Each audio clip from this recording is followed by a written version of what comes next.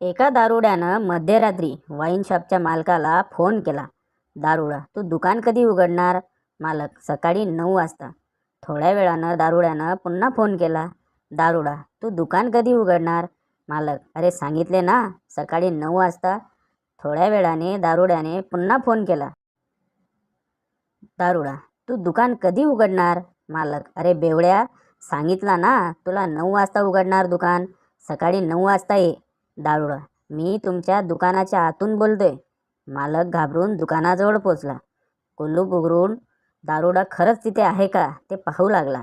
तितक्यात दारुडा मागून आला आणि म्हणाला, आता दुकान उघडलंच आहे तर एक क्वार्टर रॉयल स्टॅक द्या ना.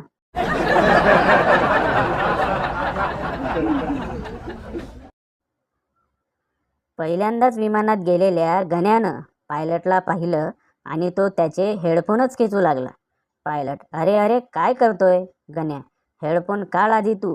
हे बरं आहे तुमचं, तिकीट आम्ही काढायचं आणि तू गाणी ऐकणार.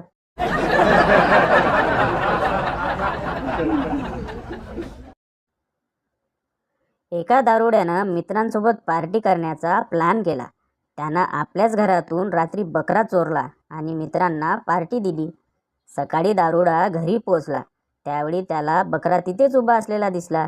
दारुड्यानं बायकोला विचारलं, बकरा कुठून आला? बायको रागात, अहो बकऱ्याचं सोडा, काल रात्रीपासून आपला कुत्रा गायब आहे, त्याला शोधा आता.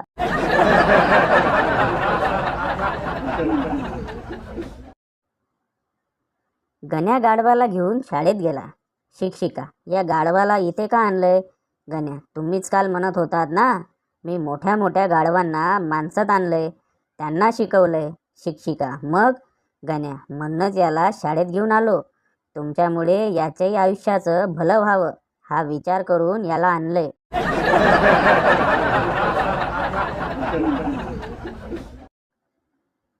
एका ताज्या संशोधनातून महिला मुलांवर मोठ्या आवाजात का ढाफरतात त्यामागचं कारण समोर आलंय. पतीच्या मनात आपल्याबद्दलची दहशत कायम राहावी म्हणून महिला मुलांवर जोरात ओरडतात.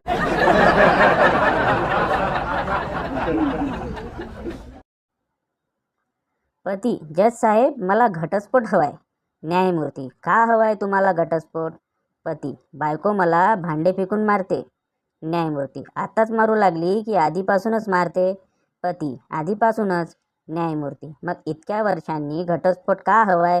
आताच का अर्ज केलात? पती, कारण आता तिचा निशाणा अचूक लागतोय.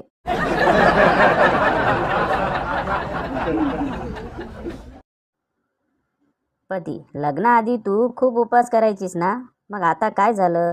पत्नी, खूप नाही, फक्त 16 सोमवार गेले. पती, मग आता काय झालं?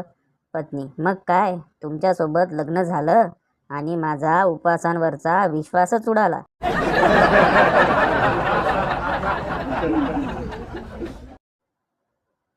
प्रश्न, पत्नी म्हणजे नेमकं काय? उत्तर, पत्नी म्हणजे ती शक्ती जिच्या केवळ डोळे वटारल्याने कारल्याची भाजी देखील पनीरसारखी वाटू लागते.